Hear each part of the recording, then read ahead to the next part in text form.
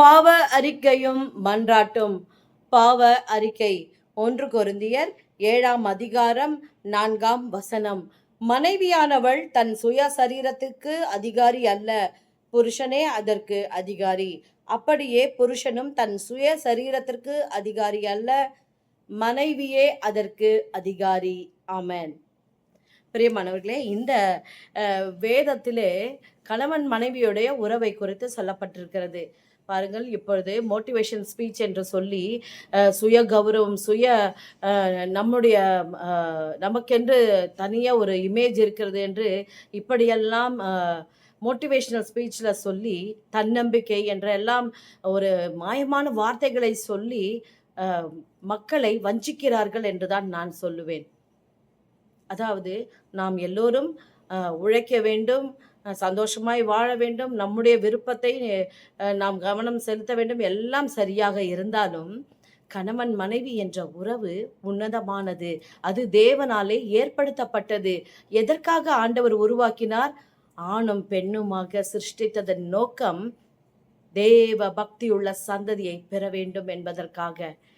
நாம் தேவனுடைய சித்தம் இதுதான் என்று புரிந்து குடும்ப வாழ்க்கை நடத்துவோமானால் நிச்சயமாக என்னுடைய சுய விருப்பம், என்னுடைய பர்சனல் என்றெல்லாம் வார்த்தைகள் நிச்சயமாய் நம்முடைய வாழ்விலே வரவே வராது. ஏனென்றால் நாம் கர்த்தருக்கு மாத்திரம் பயந்திருக்கும் பொழுது அவருக்கு முன்பாக நாம் உத்தமமாய் அன்பாய் நடந்து கொள்ள வேண்டும். தேவன் நம்மை விசாரிக்கும் பொழுது நம்முடைய நீதிகளை குறித்து நாம் பேச வேண்டும் என்றுதான் நாம் நினைப்போம். ஆனால் மனுஷர்கள் மோட்டிவேஷனல் என்ற ஸ்பீச் என்ற காரியத்தின் மூலமாக அநேகரை வஞ்சிக்கிறார்கள் என்று நான் சொல்லுகிறேன்.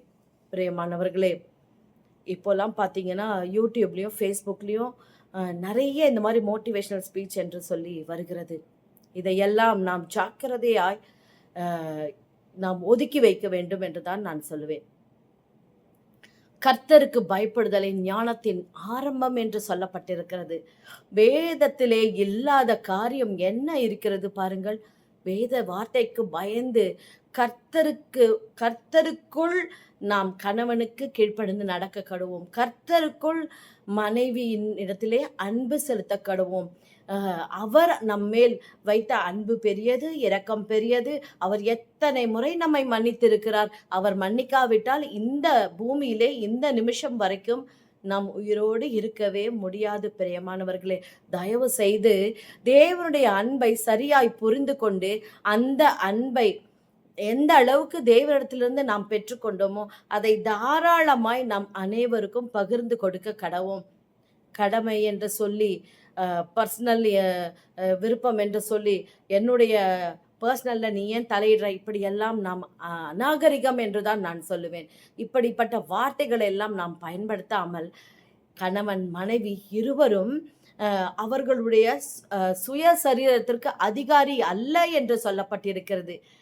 நான் என்ன செய்ய வேண்டும், நான் எப்படி நடந்து கொள்ள வேண்டும் என்று என் கணவர் சொல்லுகிறாரோ அதற்கு நான் கட்டாயம் கீழ்ப்படிந்தே ஆக வேண்டும். அதே போலதான் கணவனும் மனைவி அன்போடு சொல்லுகிற வார்த்தைகளை கரிசனையாய் கேட்டு அவள் எதை செய்தாலும் எதை சொன்னாலும் எனக்கு கட்டாயம் நன்மைக்காக தான் இருக்கும் என்று முழு நிச்சயமாய் அன்பு செலுத்தி விசுவாசித்து கர்த்தருக்கு முன்பாக அதற்கு நாம் கீழ்ப்படிந்து அன்போடு நடக்க கடவோம்.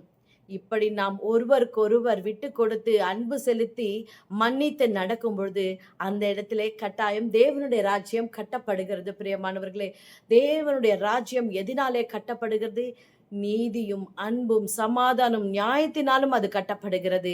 எங்கெங்கெல்லாம் அநீதி இருக்கிறதோ அங்கெல்லாம் பாவம் இருக்கிறது.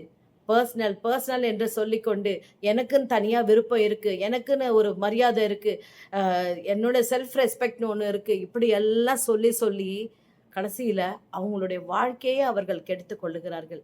விட்டு கொடுக்கிறவர்கள் ஒரு நாளும் கெட்டு போவதில்லை என்று நாம் பூமியிலே சொல்ல கேட்டிருக்கிறோம்.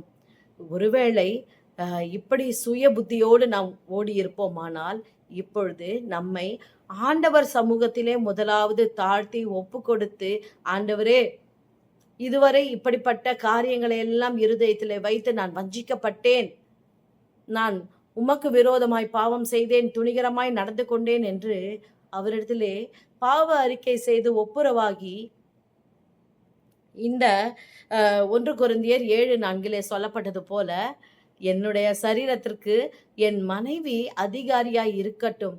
ஏனென்றால் அதிலும் ஒரு காரியம் பாருங்கள், அந்த மனைவியானவள் கர்த்தருக்கு பயப்படுகிறவர்களாக இருக்க வேண்டும். அதேபோல கணவனும் கணவனுக்கு கீழ்ப்படிந்து நடக்கும் பொழுது கர்த்தருக்கு கீழ்ப்படுகிறவராக இருக்க வேண்டும். கர்த்தருக்கு பயப்படுதலே ஞானத்தின் ஆரம்பம் என்று சொல்லப்படுகிறது. நாம் கர்த்தருக்கு பயந்து நடக்கும் பொழுது நாம் சொல்லுகிற காரியம் கர்த்தருக்கு பிரியமாயிருக்கும். எல்லாவற்றிலும் ஆண்டவர் நமக்கு துணையாயிருப்பார். இதுவரை நாம் இதையெல்லாம் சிந்திக்காமல் செயல்பட்டிருந்தால் நாம் இப்பொழுது அவரிடத்திலே ஒப்புரவாகி நம்மை தாழ்த்துவோம். கணவர் ஒருவேளை கீழ்ப்படியாவிட்டால் நீங்கள் ஆண்டவர் சமூகத்திலே அவரை ஒப்பு கொடுத்து விட்டு விடுங்கள். கர்த்தர் பார்த்து கொள்வார். மனைவி உங்களுக்கு கீழ்ப்படியவில்லை என்றால் நீங்களும் ஆண்டவர் சமூகத்திலே ஒப்பு கொடுத்து விட்டு நீங்கள் உங்கள் வேலையை நடத்துங்கள். கர்த்தர் அவர்களை நிச்சயமாய் ரட்சிப்பின் பாதையிலே கொண்டு வந்து சேர்ப்பார். ஏனென்றால் நம்முடைய ஆண்டவருக்கு ஒரு நாமம் உண்டு, ஜெபத்தை கேட்கிறவர். நாம் உற்சாகமாய் மன உத்தமமாய் கர்த்தருக்கு பிரியமாய் செய்கிற விண்ணப்பங்கள் எல்லாம் அவர் சமூகத்திலே கேட்கப்பட்டு அதை அவர் செயலாற்றுகிறவராய் இருக்கிறார். நாம் இப்பொழுது நம்மை தாழ்த்தி பாவ அறிக்கை செய்வோம். சர்வ வல்லமையுள்ள தேவனாகிய கர்த்தாவே, வானத்துக்கும் பூமிக்கும் ஆண்டவரே, மண்ணினாலே மனுஷனையும் மனுஷியை உண்டாக்கினவரே தேவனே, ஆண்டவரே, பூமியிலே தேவ பக்தியுள்ள சந்ததியை பெரும்படிக்கு நீர் எங்களை படைத்தீரப்பா. இதை நாங்கள் மறந்து ஆண்டவரே ஒவ்வொருவரும் சுய இச்சையிலே இழுப்புண்டு ஆண்டவரே ஒருவரை ஒருவர் கோபப்படுத்தி காயப்படுத்தி ஆண்டவரே ஈகோ பார்த்து கொண்டு ஆண்டவரே தவறான முறைமையிலேயே நடத்தின வாழ்க்கையெல்லாம் ஆண்டவரே இயேசு ராஜா தயவா எங்களுக்கு மன்னித்து நாங்கள் துன்பத்தை கண்ட நாட்களுக்கும் ஆண்டவரே அப்பா நாங்கள் சிறுமைப்பட்ட நாட்களுக்கும் துன்பத்தை கண்ட வருஷங்களுக்கும் சரியா எங்களை மகிழ்ச்சியாக்குவீர் என்று நாங்கள் நம்புகிறோம். உமக்கு விரோதமாய் செய்த இந்த துரோகத்தை தயவாய் எங்களுக்கு மன்னித்து எங்களை ஏற்றுக்கொள்ளும். இயேசுவின் நாமத்தில் பிதாவே, ஆமென். God bless you. யாருக்கும் ஷேர் பண்ணுங்க, அவங்களும் ரட்சிக்கப்பட உதவியா இருக்கும். God bless you.